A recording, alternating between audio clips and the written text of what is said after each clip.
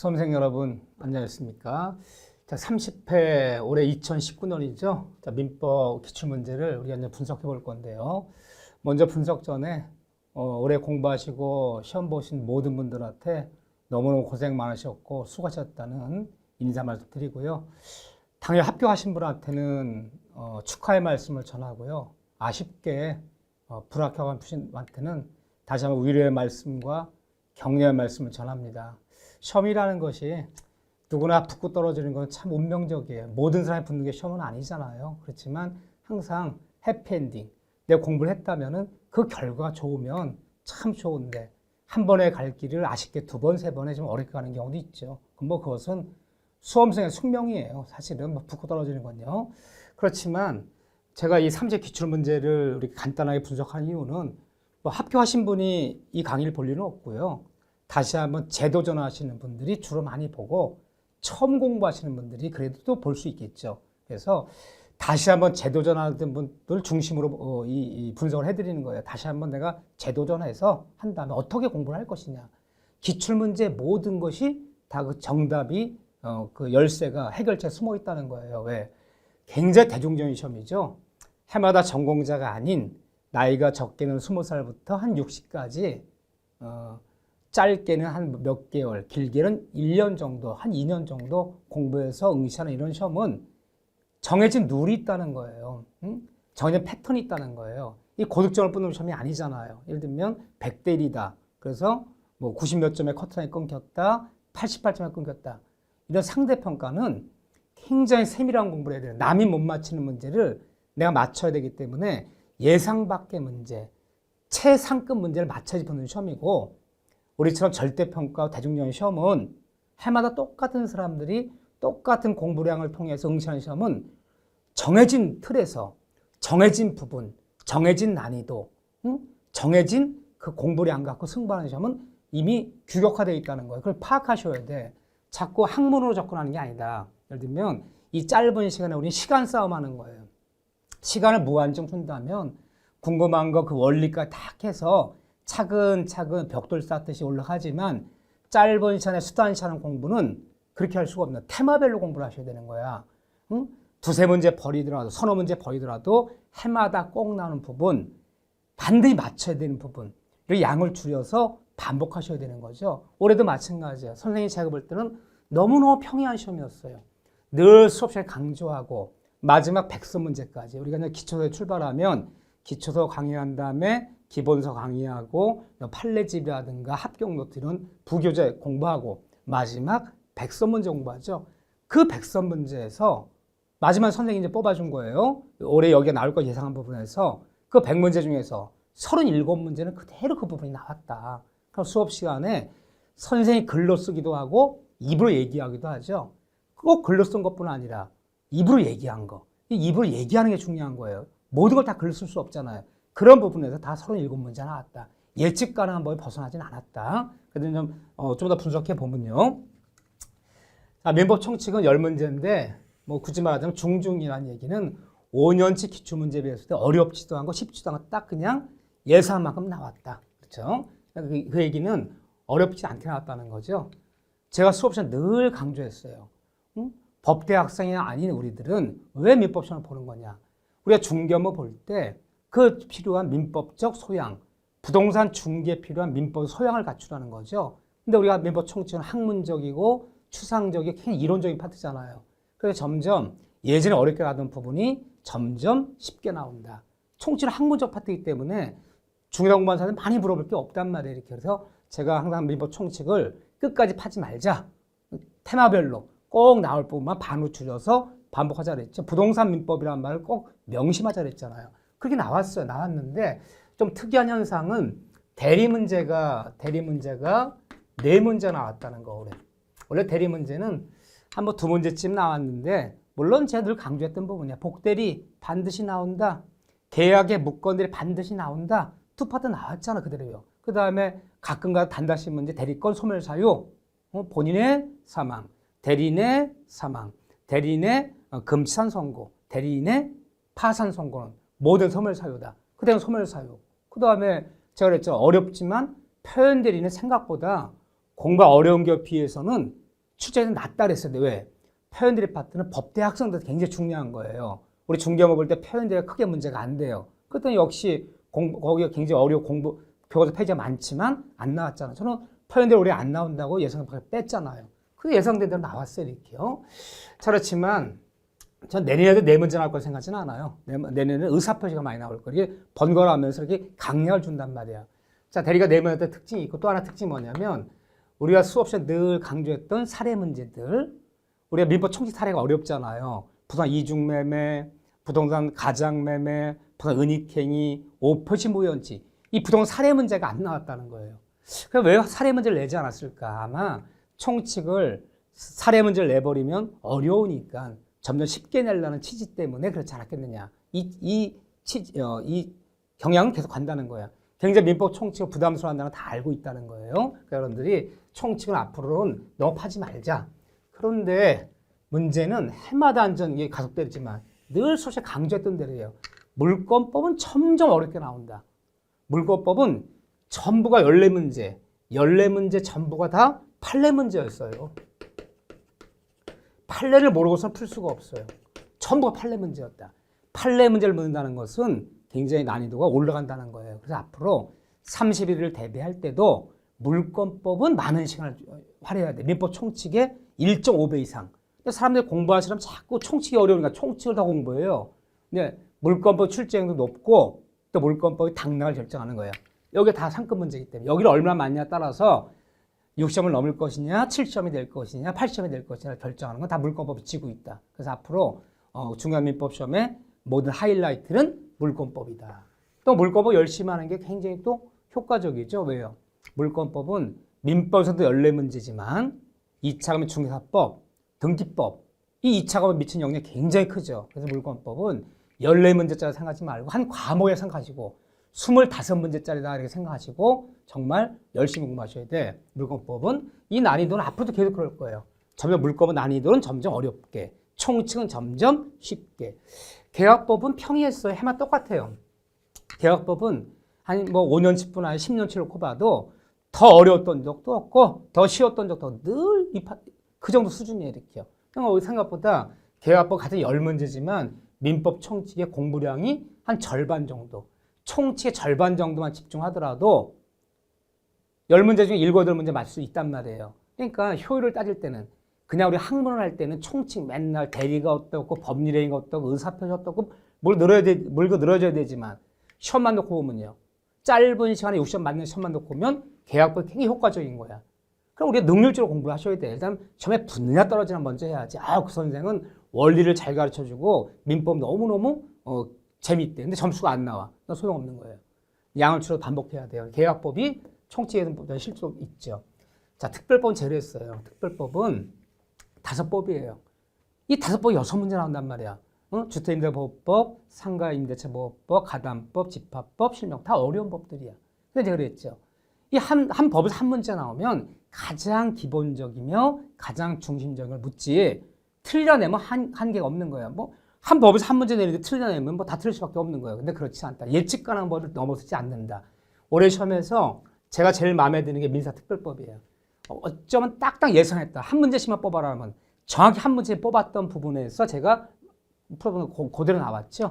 그래서 제가 명의신탁 문제도 우리가 명의신탁 문제 얼마 어렵습니까? 다른 다 필요 없고 3자 명의신탁 하나만 해라. 거기서 나올 것이 딱 3자 명의신탁 나왔잖아. 사례 문제도요. 근데 어쨌든 이렇게 결론적인 뭐냐. 예측 가능한 법을 넘어서지 않고 예측 가능한 수준을 넘어서게 출제되지 않았다. 해마다 이건 똑같아요. 이건요. 민법을 어렵게 내면 이건 속수무책이에요. 생각해서 맞출 수 있는 시험이 아니기 때문에. 그래서 항상 예측 가능한 법을 벗어나지 않는다는 거. 5년제 기출문제 필기에서는 딱 중급 수준이었다. 쉽지도 어렵지도 않았다. 그렇지만 그건 선생님 내 생각이고 여러분이 어렵다고 느낀 건요.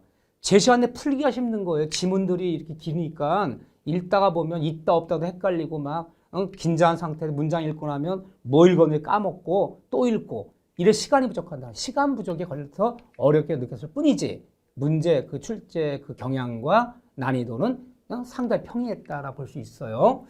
자, 그런 다음에 사례 문제 제가 12문제 나올 거예요. 딱 12문제 나왔어요. 제가 12문제 중에서 3문제는 저치라 했어요. 항상. 3문제는 패스하죠. 왜 패스하자 그랬어요? 의도적으로 사례 문제 12문제 중에 한 3문제는 시간 부족에 걸리는 문제 준단 말이에요. 이거 3문제 풀다가는 10분과 10분. 50분 중에 10분, 3문제에 10분 가면 나머지 37문제를 40분에 풀어야 되잖아. 이제 벅차지기 시작한 거죠. 또 민법은 시간이 많이 걸리면 걸릴수록 결과도 좋지 않다. 이 시간이 오래오래 풀면 맞아야 될 거 아니에요? 더 틀려, 이렇게요. 패스했어야 돼요. 딱 보기에 가불병정 X, Y, Z 이미 문제 읽으면 알아요. 어떤 게 사례 문제 중에 어려운 겁니까? 문제를 이렇게 읽는데 절반쯤 읽어도 스토리 파악이 안 돼요. 제가 그랬잖아요. 모든 사례 문제를 중간쯤까지 읽었을 때 머릿속에 떠오른 단어가 없다. 이거 삼자명신탁. 이거 부동 이중매매. 가장매매. 부동 은닉행위. 오편이 무연칙. 떠오르는 단어, 주제가 없으면 패스하라 그랬어요. 그런 문제가 3문제 있었죠. 뭘 묻는지를 몰라요. 이미 패스했어야 돼요. 이거 다 맞히겠다 욕심 부리는 순간 27문제쯤 풀었더니 5분 남았습니다. 그래서 들었을 거예요. 항상 욕심 부리면 안 된다. 똑같아요. 처음에 해마다 똑같아요. 박스형 문제 6문제 나왔는데 제가 25년째 공인중개사 민법 강의 하고 있는데 25년째 강의하면서 박스형 문제 6문제 나온 거는 처음이에요. 가장 많이 나왔어요. 보통 박스형 문제 3문제쯤 나왔는데 6문제 나왔어요. 근데 박스형 문제지만 뭐 단다시 문제랑 거의 유사하게 나왔어요. 박스형 문제지만 긴 박스가 아니에요. 간단한 단다시 박스이기 때문에 박스형 문제 나왔더라도 시간 부족이랑 관련이 없었다. 근데 앞으로 이 박스형 문제가 많이 늘어날 거예요. 왜요? 이 박스형 문제가 그 객관식에 찍어도 맞잖아요. 찍어서 이렇게 맞출 수 있는 그런 걸 조금 방지하려고 그러는 거예요. 응? 네, 찍어서 맞히는 거를. 아무래도 박스형 문제 기억된 디귿디귿 짝을 지으라 그러면 찍어 맞히기 좀 어렵잖아요. 그래서 앞으로 박스형 문제도 대비를 했는데 다만 박스형 문제들은 다 어디 관련된 문제냐. 기본 원리. 무슨 뭐 판례 문제보다도 어떤 그 파트의 가장 기본 원리, 개념 중심으로 박스형 문제 묻는 거지 박스형 문제는 판례 중심으로 묻진 않아요. 그럼 박스형 문제는 대부분 법조문 내지는 거기에 기본 원리를 묻는 거다 주로. 주로 판례가 함유된 건 사례 문제예요. 사례 문제는 판례 모르면 맞출 수가 없고요. 자, 이거 기본 원리도 정리했죠. 기본 원리를 중요시 여긴다는 게 늘어난 거죠. 기존에는 뭐 기본 원리 문제를 한 3문제쯤 물었다면 이번 시험에 한 6문제 물었다는 거죠. 그래서 제가 볼 때는 이제 민법의 출제 경향이 법조문, 판례, 기본 원리 딱 3파트로 이제 나눠지는 건데 판례 문제가 올해도 역시 32문제였어요. 그래서 민법의 완성은 판례를 완성시키는 거야. 맨 처음에 공부 들을 때는 용어 중심으로 기초 강의에서 용어를 개념을 세우고 기본 요건이라 부르죠. 통절 표시, 비진입 표시 이렇게 용어를 배운 다음에 요건 그 통절표 되려면 비진표 되려면 어떤 조건을 갖춰야 되는 거야. 요건. 그 요건이라는 게 기본 원리라 부르는 거예요. 근데 마지막 효과야 이제. 효과가 그냥 판례 관련되는 거죠. 그런데 처음부터 판례 문제를 접근해 낼 수가 없는 거죠. 공부로 따진다면 내가 한 8개월 정도를 공부한다 치면 기본 원리를 중심으로 한 3개월 이상은 여기에 힘을 쏟고 일단 이게 돼야 돼요. 기본 바탕이 안 되고는 판례 막 무작위로 외워봤자 어디에 쓰는지도 몰라요. 그래서 기본서 반드시 아무리 시간이 급하더라도 기본서를 전부 읽을 수 없잖아요. 선생이 중요하다 별표 쳐인 거 중심으로 기본서를 2회독, 3회독은 해야 돼 최소한. 그래야지 판례를 들어갈 수 있단 말이에요. 그래서 이제는 완전히 판례가 필수가 됐어요. 여러분들이 이제 그전에 제가 공부하실 때 기본 강의가 제일 중요하다. 기본서를 중심한 기본 강의. 그런 다음에 기출문제 분석이 중요하다. 급하면 이 2가지만 해도 됐어요. 이제 반드시 판례집을 봐야 되고 판례 특강을 들어야 되는 게 이제 필수가 됐어요. 왜? 32문제가 판례 문제니까. 더군다나 물권법 문제, 14문제 전부가 판례 문제였어요. 여러분들이 마지막은 이제 3개월 정도 공부하면 5개월 남았죠. 그러니까 마지막. 그러면 저 한 3개월 정도는 같이 병행하는 거 이제 기본서랑 뭐 판례랑 병행하다가 나머지 한 2개월은 문제풀이, 기출문제 중심으로 문제풀이와 판례집 이걸 완성시켜야 돼요. 자연스럽게 반복되면서 여기까지 완성이 되는 거예요. 그래서 모든 민법 공부는 이제 판례로 완성된다. 판례 문제가 바로 사례 문제예요. 반드시 이제 필수 코스가 됐다는 거. 하지만 처음부터 판례 공부 들어가면 안 된다는 거. 그럼 올해 시험 문제를 놓고 보면 뭐 최상 난이도라는 게 이제 8점 이상을 얘기하는 거예요. 8점 이상을 얘기하고 또 1분에 못 푸는 문제. 수험생들이 일부러 주는 거예요. 일부러. 100점 맞춰줄 수는 없잖아요. 또 변별력 있어야 돼요. 변별력 때문에 주는 문제. 이런 문제는 틀려도 관계는 없다. 찍어서 맞히면 감사한 거고 틀려도 이거 틀려서 떨어진 시험은 아니다. 딱 6문제 나왔어요. 정확히. 항상 그 정도 나와요. 근데 57번, 58번, 59번, 63번 다 뭐예요? 다 물권법 문제예요. 물권 문제에서 최상급 난이도 6문제에 4문제 나왔고 70번 이거 계약법 문제예요. 또 민사특별법 명의신탁 문제예요. 뭐 명의신탁 문제야. 실명법 문제는 늘 최상급 난이도예요. 3자 명의신탁, 명의신탁 문제 맞히는 순간 이 80점대 들어가는 점수예요. 해마다 이거는 뭐 명의신탁 문제 나오지만 늘 최상급 난이도가 나왔다. 이렇게요. 그렇다면 어려운 문제 6문제 중에 4문제가 물권에 몰려 있잖아요. 그러니까 극명하게 이 시험의 취지를 보여주는 거예요. 올해 물권은 중개업무에 많이 필요한 지식이거든요. 우리가 뭐 부동산 중개하려면 물권을 정확히 잘 알아야 되잖아요. 그러다 보니까 물권법이 점점 이렇게 어려워지고 있다는 거. 예상 밖의 문제라 부르죠. 예상 밖의 문제라는 얘기는 제가 수업 시간에 뭐 나와도 뭐 10년에 한번 나올 거 말까 한 겁니다. 몰라도 괜찮습니다. 건너뛰어도 괜찮습니다. 한 데가 2군데 나왔어요. 하나는 소유권 부합 문제 나왔어요. 이거 어쩌다 나올 줄 알았어. 그렇지만 올해 나올 줄 몰랐지 제가. 왜요? 우리가 소유권 그러면 중요한 게 3가지, 3문제 나오는데 상린관계, 통행권, 길 문제, 경계 문제 이거 너무너무 중요한 상린관계, 부동산 취득시효, 공동소, 공유 이 3파트예요. 그런데 상린관계가 안 나오고 상리가 빼버리고 우리가 맨날 중요했던 주의토지 통행권, 경계 문제 이게 안 나오고 이걸 내서 틀려내는 거예요. 이런 거 틀려도 전혀 괜찮아요. 내년에도 예상하지 못한 문제 2-3문제 또 나와요. 이거 전혀 이걸 내면 안 되는 거예요, 사실은. 우리 소유권 상린관계 중요, 상린을 빼버리고 부합 문제를 내는 건 너무 지엽적인 거예요. 틀려내는 거죠. 그 다음에 70번에 매매예요. 이 매매 파트가 매매 중요한 게 어디입니까? 매매 해마다 제가 2문제는 고정선이라고 했어요.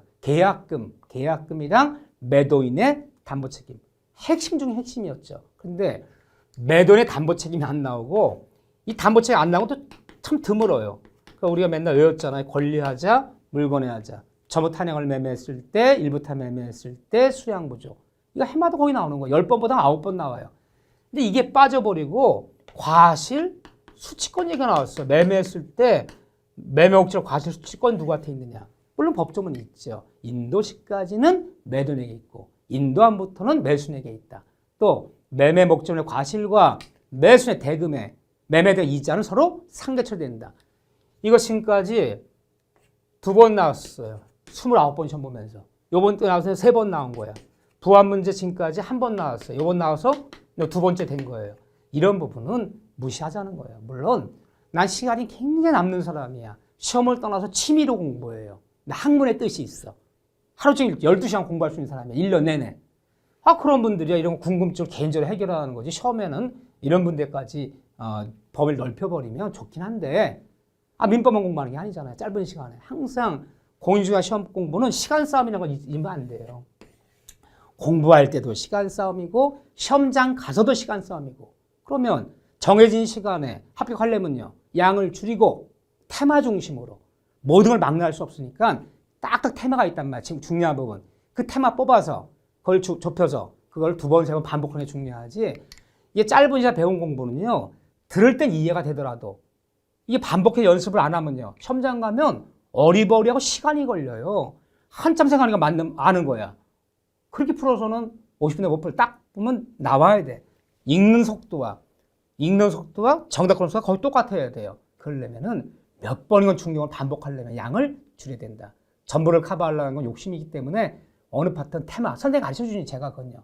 테마 중심으로 딱딱 테마를 잡아서 그 테마를 논점 못 잡아서 하는 공부는 공부량에 비해서 점수가 안 나와요. 이번 느끼셨지만 시간 싸움이라는 걸 잊으시면 안 돼. 공부할 때도 시간 싸움이야. 여러분들 무한정 시간 쓰는 사람이 아니기 때문에 자 이런 것들은 무시해도 괜찮고요. 그러면 내가 30일을 대비해서 어떻게 공부해야 될 것이냐. 아주 간단히 말씀드리면 가장 좋은 커리큘럼은 우리가 여러분들이 지금 가입한 이 공인당에 짜는 커리큘럼 내가 쫓아내는 게 제일 좋아요.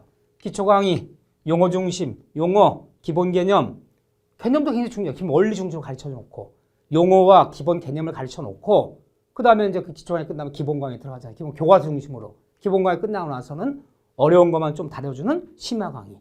거기 끝나고 나서는요. 뭐 합격 노트 같은 이렇게 이제 테마를 뽑은 거예요. 합격 노트부터가 이제 시험 공부 들어가는 거야. 그럼 기본 강의까지 지금 뭐예요? 시험 공부 들어가기 위해서는 뭘 알아야지 시험 공부 들어가죠. 가르쳐 놓은 거야. 이 모든 걸 가르쳐 놓고 나서 그 핵심 뽑는 거죠. 합격 노트, 예를 들면 뭐 모의고사식 문제 또는 뭐 판례 특강 이런 게 이제 완성되는 거예요. 그래서 양을 좁혀서 이제 거기서 반복이 되기 시작하는 거죠. 커리큘럼에 따라오는 게 가장 이상적이다. 그래서 공부는 아무리 마음이 급하다고 해서 돌아갈 길이 지름길이 없는 거예요. 공부 왕도가 없다 그러잖아요. 단계별로 거쳤을 때 가장 시너지 효과가 가장 커요. 그래서 여러분들이 아무리 바빠도 우리가 말해준 그 커리큘럼을 따라오는 게 가장 이상적이다. 그게 가장 이상적이기 때문에 커리큘럼을 그렇게 만들어 놓은 거예요. 이렇게요.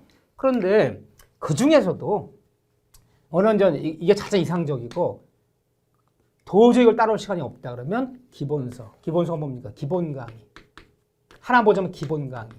기본 강의. 물론 제일 강의 여러 강의 있어요. 기초 강의, 기본 강의, 심화 강의 뭐 여러 강의가 있어요. 그렇죠. 가장 하나 고르자면 기본 강의가 제일 중요해요. 이때 기본서를 적어도 전부 보라는 거 아니에요. 응? 가면서 별별 3개 친 부분 그게 쳐주죠. 그게 테마예요. 그게. 그런 테마를 다 합치면 물론 이제 우리가 합격 노트에 제가 따로 뽑아서 딱 뽑아오면 테마 한 80개밖에 안 돼요. 그 부분만이라도 적어도 한 80군데 뽑으면요. 교과서 양을 한 3분의 1, 4분의 1로 줄일 수 있어요. 물론 그 사이에 이제 사이사이 이야기는 들어야죠. 스토리는 있어야 되는 거예요.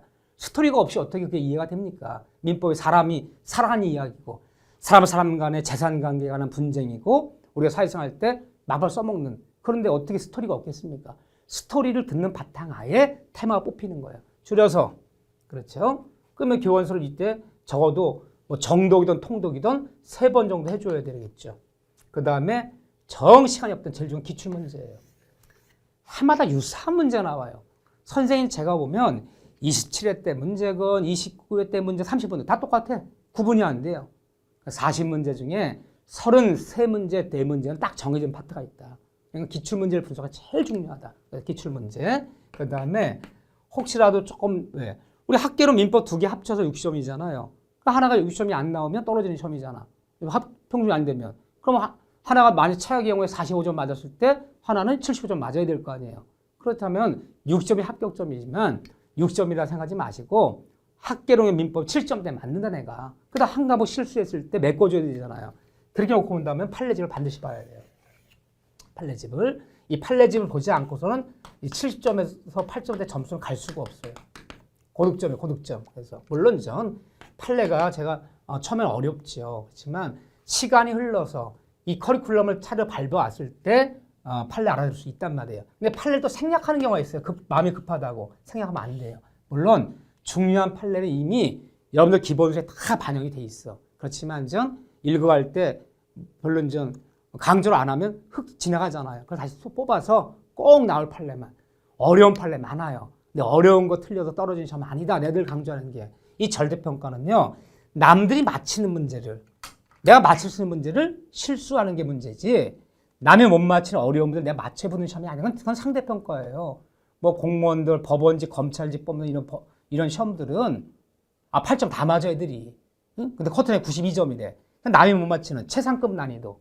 이 어려운 문제. 내가 이걸 몇 문제 맞췄냐에 따라서 합격이나 불합격 달려있지만 당락이 달려있는 거지만 나머지 문제는 6문제 빼놓고 다 수월한 문제라잖아요. 근데 내가 맞출 수 있는 문제를 집에 와서 풀어봤더니 늘 수업 시간에 강조했고 늘 풀어봤던 문제를 틀렸어. 왜 틀렸냐? 자신감이 없어요. 반복이 안 되니까 시간이 걸려. 또 기억날 듯 말 듯해. 그러면 내가 이거 치밀하지 못한 이게 문제예요. 그래서 내가 맞출 수 있는 문제를 실수에 틀리는 거. 이건 방지만 붙을 수 있다. 여러분들이 저를 믿고 다시 한번 재도전하실 분들 또 처음 공부하신 분들은요. 노련한 가이드가 끌고 가는 길을 가야지만이 처음 간 낯선 여행지에서도 훨씬 저기 한 거지. 우리 낯선 걸 갔을 때 가이드 잘못 만나면 기분 잡치고 볼 것도 못 보고 엉뚱 헤매고 오는 거예요. 그럼 유능한 가이드를 쫓아오셔야 돼요. 여러분 처음 가는 초행길에 보셔야 돼요. 잘 인도하겠습니다. 그래서 뭐 이렇게 좀 분석을 하면서 우리가 뭐 분석하는 게 의미가 있는 것은 이것 때문에 의미가 있는 거예요. 어떻게 공부를 할 것인가. 그렇죠. 이렇게 하고 다음 시간 간단하게 몇 문제 한번 해설해 보도록 하겠습니다. 자, 여러분들 수고하셨습니다.